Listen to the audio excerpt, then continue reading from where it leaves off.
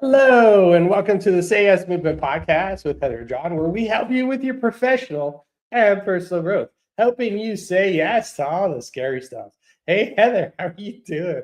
It's going great, John. It's a say yes kind of week. And you know I that we know. always start our Say Yes Movement podcast sharing stories of how we said yes this Mm. week and how it impacted those around us. So if you're listening live, we'd love for you to put it in the comments and we'll give you a shout out. John, why don't you start us off? What did you say Yeah. yes to this week? So interestingly enough, I said yes to connections and reconnecting with people I haven't talked to in a long time.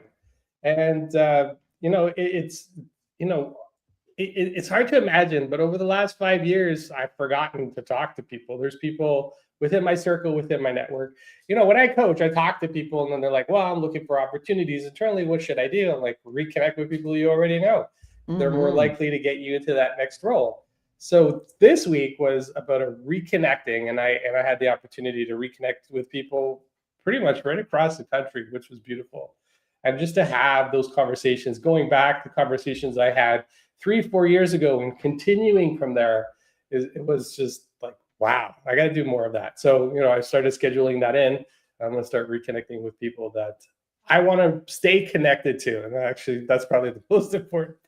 That's the most important part. What about you, Heather? What did you say yes to this week? This week I got to be in front of leaders that were really excited to share their results and their, what they're coaching to. And it was just amazing to see leaders who were a little bit nervous to make these Mm. presentations just shine and you almost can see them grow right in front of you. So it just, there's a lot of pride that comes with that. But I always say the same thing for people that are nervous about doing presentations. Like, your role is to Mm. positively impact just one person in the audience. And I usually, try to pick that one person to be someone that needs to hear the same message that I needed to hear. And it just takes all the anxiety away. And when we're nervous, it's our ego trying to keep us safe. It's trying to, Yeah. we don't want to say yes to being nervous and feeling clammy and, sweating a little bit extra.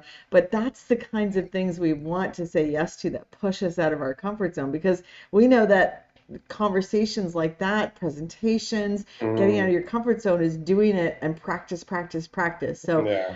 I'm celebrating those say yes moments for not only myself, but for those around me. Yeah, I know, beautiful. And listen, if there's one thing I want to just add to that, and I know we've talked about this in our workshops, get into that superhero, that power pose that Amy Cuddy talks about in the book Presence and in her TED Talk. That can shift you.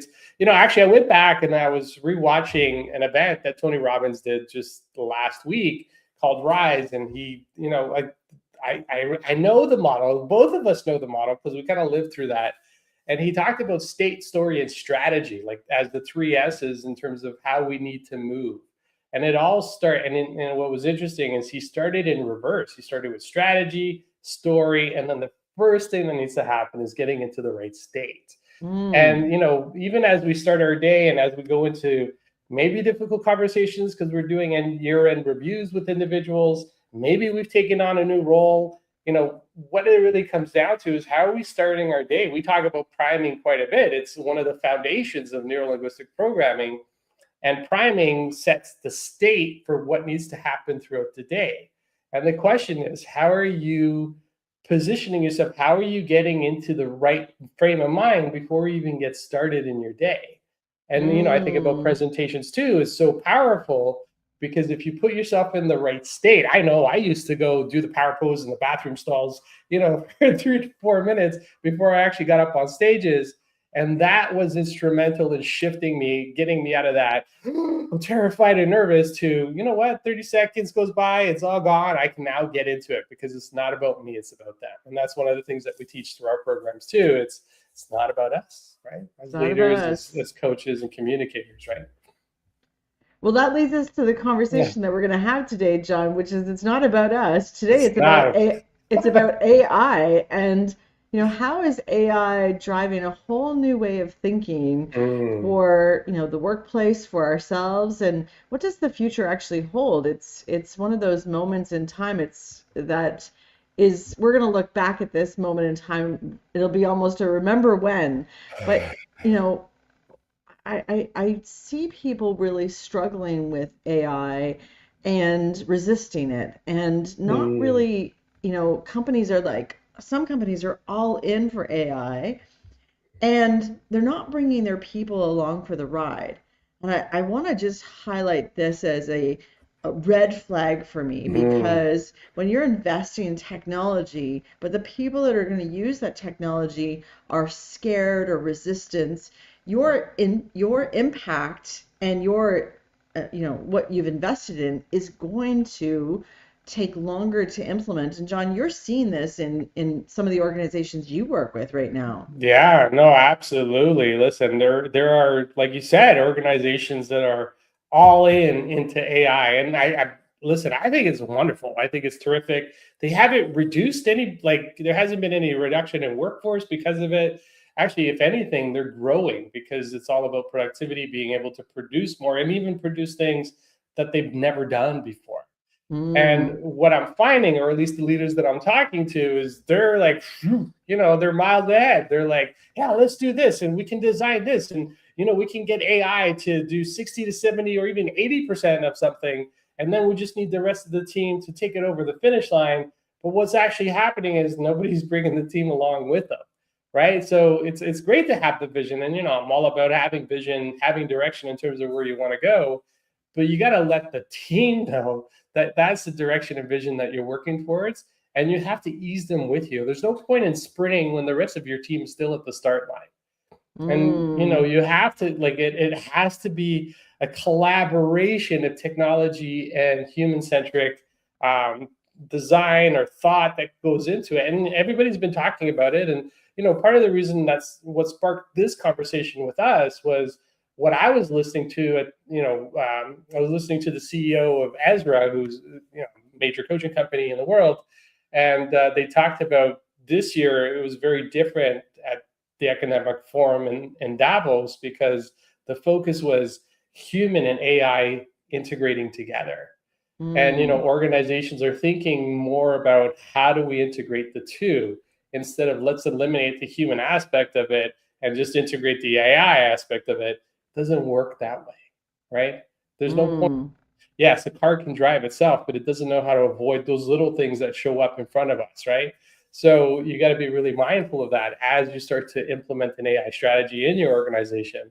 You got to bring your people with you. But that means also training your people on how to use AI. And I've seen in organizations too, organizations are putting guidelines around the usage of it. And I think that's wonderful because you have to have rules and systems, and it's what drives businesses forward.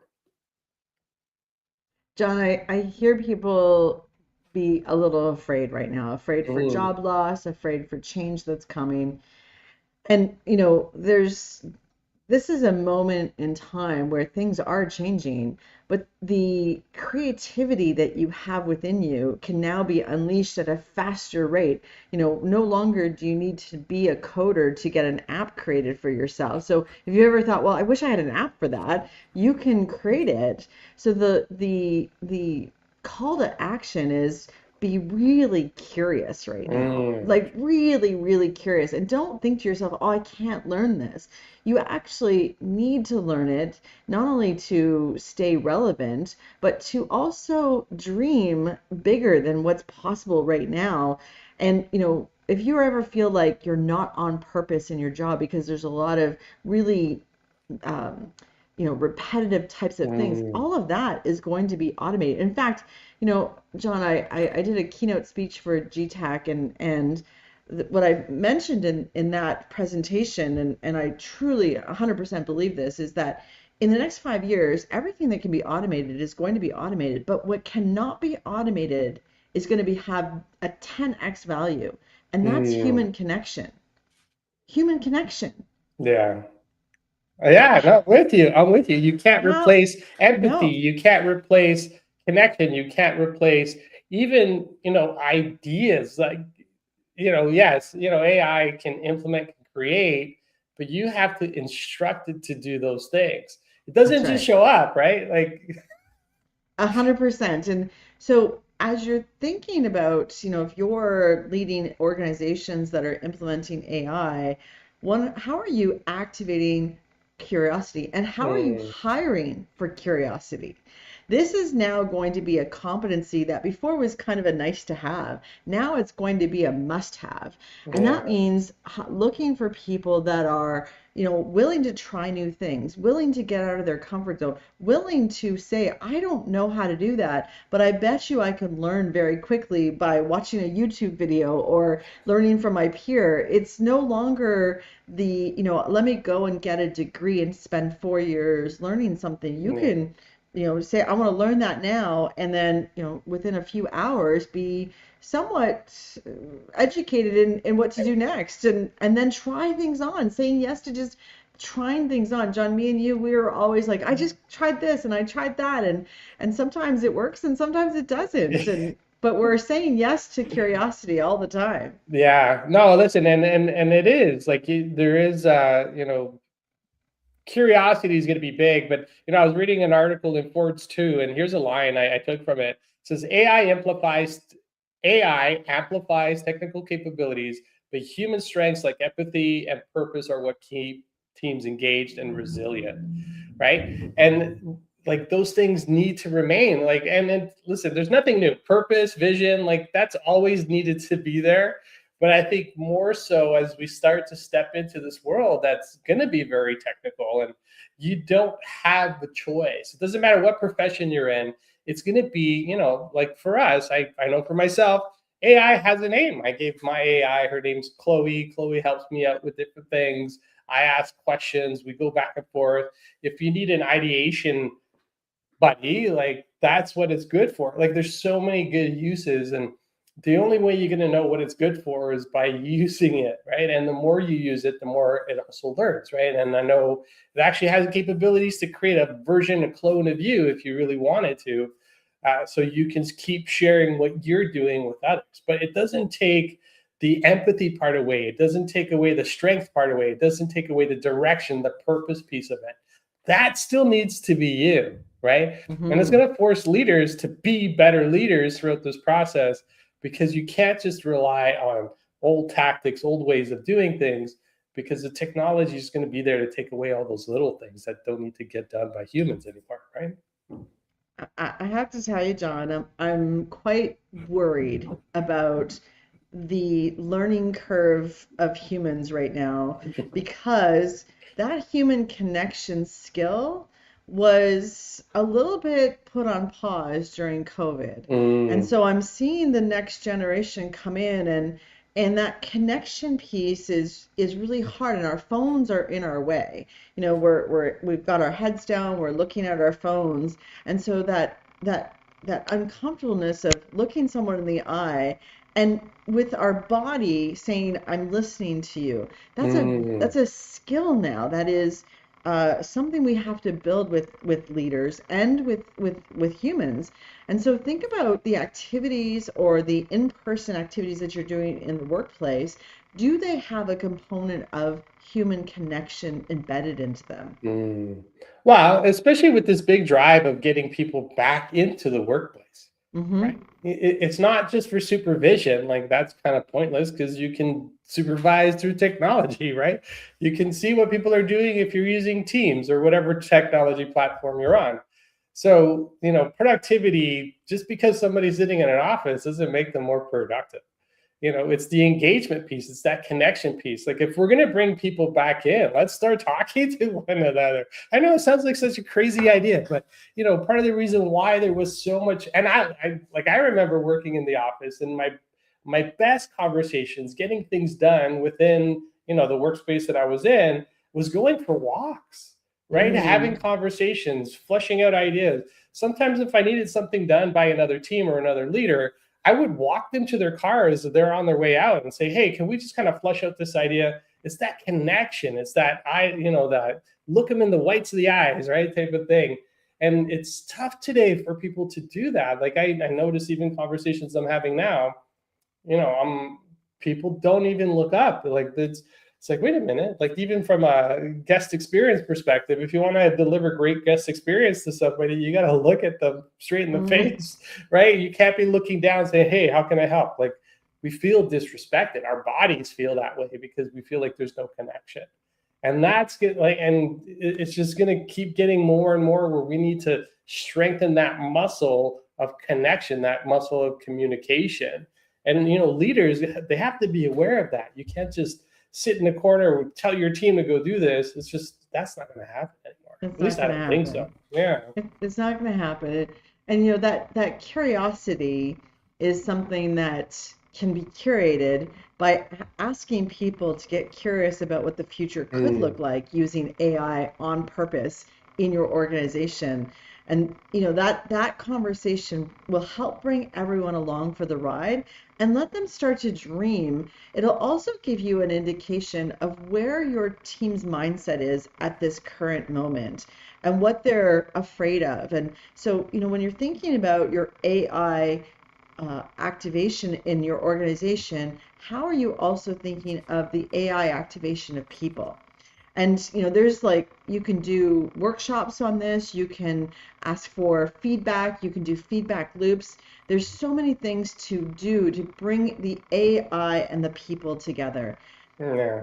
No, 100%. There was actually a statistic I want to share with everybody. It's from the Business Insider, and it said that 87% of executives are using AI at work compared to only 27% of their employees. So think about the disconnect, right? Like the numbers need to match. Otherwise, you're on two different trains, right? I can use that analogy. One train's going 100 miles an hour, the other one's going 40. Wait a minute. Like it's never going to match up. And I can only imagine the friction that's going to create inside the workplace, right? So again, going back to what we talked about, like empathy, you got to have that empathy, like just slow down. Let's get them, let's start having those conversations. And what I've seen in other organizations that have been really successful is having those group think type situations, right? One of my favorite books is Creativity Inc. by Ed Catmull, who's the founder of Pixar. And one of the things they do, and this is so applicable to what's going on in the world today, is they would sit their entire team at a table and they would just start doing ideation for movies, characters, plots, and all these things. But everybody at the table had a say. You weren't allowed not to say something. And the tables were round. So there was no head of the table. So everybody was equal and everybody's ideas were good. And everybody would throw their ideas in the pot and everybody would just flush them out. And you think about Pixar, out of all the movies they've ever made, only one movie has not been a blockbuster. So just to kind of give you an idea of how effective this is. So this is what we need to do more of. And you touched on this, like bring people to the table. Let's start having these conversations. What small thing can we do today that allows us to integrate a little bit of AI into what we do? And if we can start being taking those baby steps together, then the team can start running at some point. But you can't be sprinting and your team just waiting to get started because you have these great ideas. So those conversations are key. And I've seen in organizations that have been successful with this is everybody coming together and having that conversation. Well, what I love the most is when people use AI for something and then tell others what they're doing. Yeah. And so I think I'm going to make that the call to action for everyone is, how do you activate curiosity for yourself? Well, use AI in a new way this week and even today, and then tell at least 2 other people how you're using it. And, John, I'm sure you have a way that you've used AI. For me, I actually wanted to get some brainstorming done, but I wanted to hear feedback in terms of a couple of good books and authors that I really enjoy. And I said, use, and I put the authors' names in, and also I put our podcast in and said, based on all of these people, have them be my committee to give me the right answers. Ooh. And it was so cool. I'm like, and of course I agreed with all of the answers because they were most of the things that we talk about on our Say Yes Movement podcast. But, AI is almost downloading all the encyclopedias of the world really quickly and then putting it together in a new way. So that's my new way. John, what's your new way of using AI this week? Yeah, I love that. It's the creating your board of directors for your life, right? Wow. Ooh, that's powerful. I want to remember that one. Actually, I'll share a real simple one. I have a plant that's dying. Okay. I took a photo of the plant, uploaded the image into ChatGPT. What can I do to bring this plant back to life? Whammo. Like, it just brought a whole list of recommendations. So that's just one little way you can use it. There's I so love many it. other ways. You're saving lives, John, with AI. This is I know. fantastic. I'm saving a plant. Yes. I'm saving a plant with AI. But, again, just get curious. Like you said at the beginning of the podcast, Heather, get curious, right? Like, get curious and then share that curiosity with others and say, hey, this is what I did with it. Can you, like, wow, that's really cool. So the more you play with it, the more you have fun with it, the less fearful you'll become of it. So something to think about as you step into your weekend and into your week. So thank you for tuning into this episode of the Say Yes Movement podcast. Just remember, when you shift your mindset, you shift your life. Wishing you all a great one. Talk to you soon.